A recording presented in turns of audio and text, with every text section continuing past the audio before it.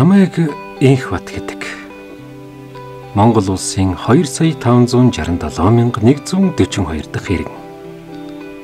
Аавын хайртай ганц хүү, дээрээ 2 эгчтэй, айлын бага. Харин энэ бол баатай. Хар багаасаа найзалсан миний ганц найз маань. Баатай хэвчлэн адал явдалд тулаанд кино үзэх дуртай. Гэвч тэр нь миний сонирхдаг төрөл тааж биш л тийм. Харин би хайр дурлалын ч юм уу уянгын төрлийн кино үзэх дуртай. Бид хоёрын сонирхол зарим талаараа өөр өөрч бид жинхэнэ найзууд гэж боддог. Баатайг тэр хавьда чанга гар гэдгийг манай тэр хавийнхан бүгд андах. Баатайг найз биш үү? Баатай гэж одоо юу юм бэ? Үгүй юм уу? Гэхдээ мэдээж Баатайгийн ганц сайн найз нь намайг гэдгийг хүн бүр мэдэхгүй л дээ. Гол нь найз маань хаач дэргэд минь байж намайг байнга өмгөөлж хамгаалдаг. Баатай гэж би юу вэ?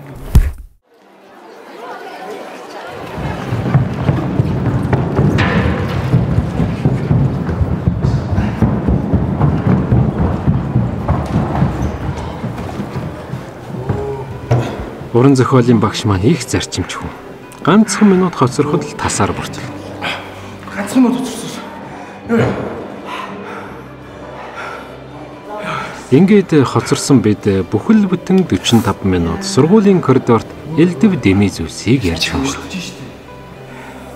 Одоо яах вэ? Дараагийн цаг л байна.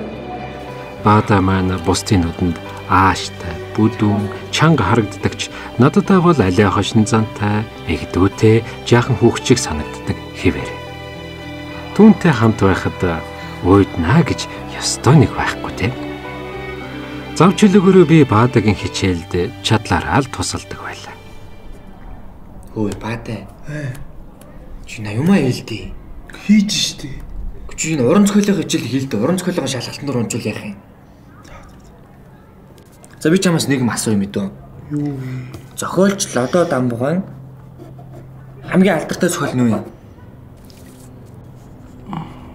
Нөгөө миний нутаг штэ. Хөөе. Тингээ тэр чинь нацагд орж их.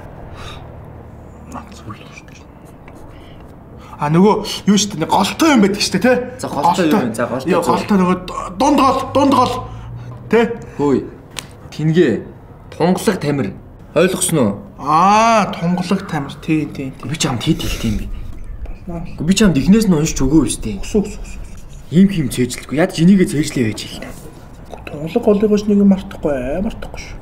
Тунгалаг тамир. Яа.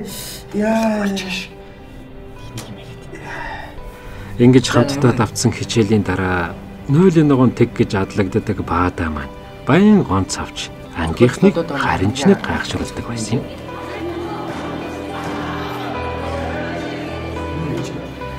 Хичээлийн завсарлагаанаар би ангийн охиддоо элдэв янзын болсон явдлууд, хайр дурлалын зохиомл түүхүүдээр байнгын лекц тавиад.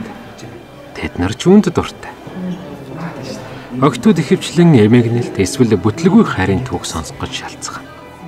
Энэ цагаас өөр хайр дурлалын түүх гараагүй.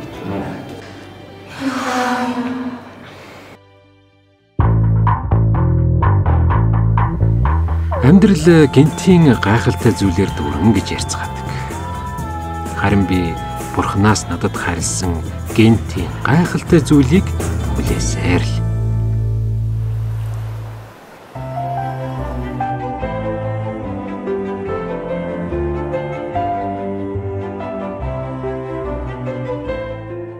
Аав маань залуудаа боксер хичээлдэг байлаа.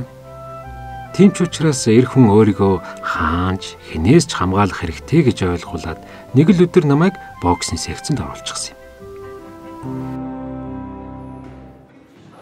Хэдийгээр ирээдүйд би өөрийгөө сайн боксчин болно гэдэгт нэг их итгэлтэй байгаагүй ч 7 хоногийн 4 өдрийн бэлтгэлдээ ирэхдээ яагаад ч юм дуртай байсан. Багш маань ч надад их сайн.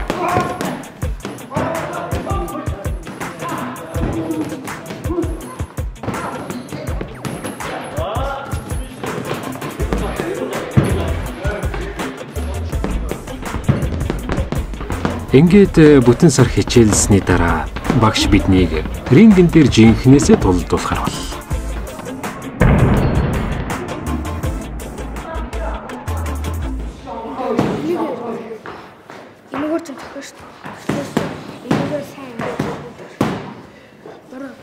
Миний анхны онолт бол надтай баян хичээлдэг байсан Бүдүүн Баачка байхан тэр.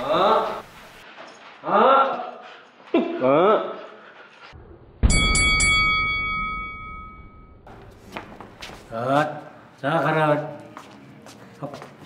За. Дараагийн энкот. Баачка. Бэлдээд.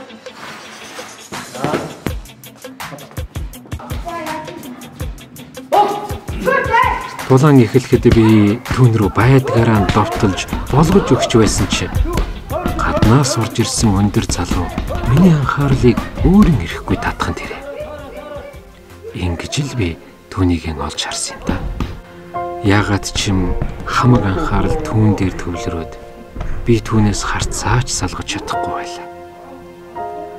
Тийм гэхийн аргагүй юр бусын мэдрэмжинд ховстуулах яг энэ мөчтөө.